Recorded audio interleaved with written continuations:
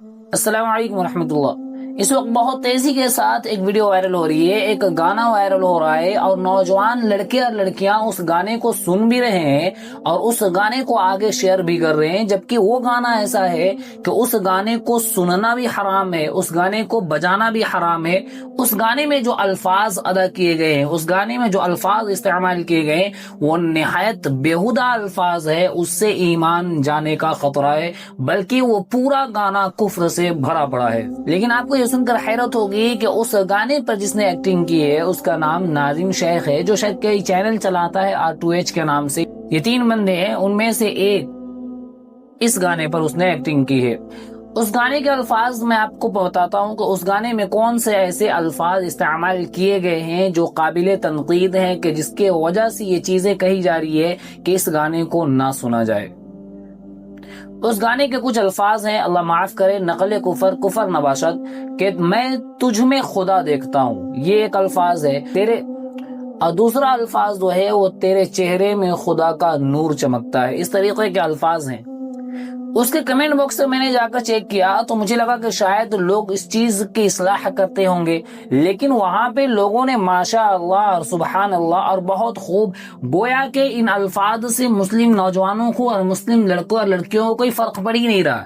اصل بات یہ ہے کہ ان تک صحیح بات پہنچانے والا نہیں۔ آپ سے گزارش ہے کہ یہ ویڈیو تمام لوگوں تک ضرور پہنچائیں تاکہ اس کفریہ گانے کو سننے سے لوگ بچیں۔ یوں تو گانا سننا حرام ہی ہے۔ آپ صلی اللہ علیہ وسلم کی حدیث ہے کہ آخری زمانے میں کچھ لوگ ایسے ہوں گے جو گانے کو رواج دیں گے، جو گانا سنیں گے۔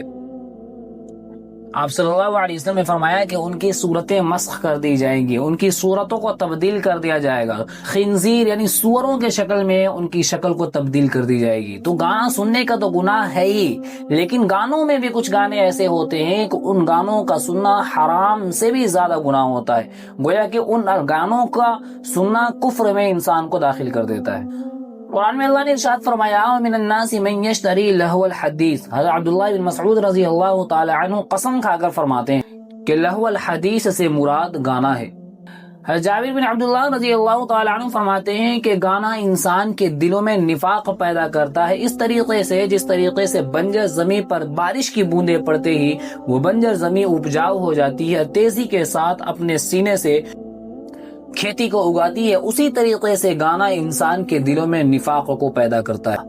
آئیے جانتے ہیں کہ وہ کلمات کی وجہ سے کفر کا فتویٰ لگے گا یا نہیں، یا کفریہ الفاظ ہیں بھی یا نہیں۔ اس میں کچھ تفصیل ہے، وہ تفصیل میں آپ کو بتاتا ہوں، اس تفصیل کو آپ سنیں اور دوسروں تک ضرور پہنچائیں۔ اگر کوئی انسان اس کلمات کو غلطی سے بھولے سے بول دیوے تو وہ کافر نہیں ہوگا۔ جان بوجھ کر کفر کے ارادے سے، کفر کرنے کے ارادے سے ان کلمات کو اپنی زبان پہ لایا تو وہ کافر ہو جائے گا۔ کفریہ کلمات یعنی ان گانوں کو اپنے ارادے سے بولے، ایسا کوئی اس کو معلوم نہیں تھا کہ ان کلمات کو کہنے سے میں کافر ہو جاؤں گا، یا کفریہ کلمات ہیں، اس کے بڑے گناہ ہیں، یہ چیز اس کو معلوم نہیں ہے، اور نہ جاننے کی وجہ سے یہ گانا اپنی زبان پر اس طریقے کے کلمات، کفریہ کلمات اپنی زبان پہ لاتا ہے۔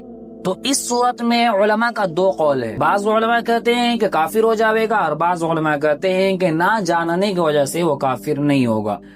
نمبر 4، کفر کے کلمات یعنی اس طریقے کے گانے کے الفاظ، اس کا معلوم ہے کہ اس طریقے کا الفاظ کہنا گناہ ہے، حرام ہے، بلکہ انسان کے ایمان خطرے میں پڑ جاتا ہے، اور یہ بات جان رہا ہے، اور اس کے باوجود وہ اس چیز کا ارادہ کر رہا ہے، اور اس کے باوجود ان کلمات کو اپنی زبان پہ لا رہا ہے، لیکن اس کا کفر کا ارادہ نہیں ہے، یعنی ایمان کو بیچنے کا یا ایمان ختم کرنے کا ارادہ نہیں ہے، تب بھی علماء فرماتے ہیں کہ اس کا ایمان ختم ہو جائے گا۔ یہ تو اس کی تفصیل تھی کہ اس طریقے کے کلمات کو ارادے سے کہے تو کیا حکم ہے، بغیر ارادے کے کہے تو کیا حکم ہے، جان بوجھ کر کہے، نہیں جانتا تھا کہ ان کلمات کو کہنے سے انسان کا ایمان جا سکتا ہے تو کیا حکم ہے، یہ ساری چیز میں نے آپ تک پہنچا دی۔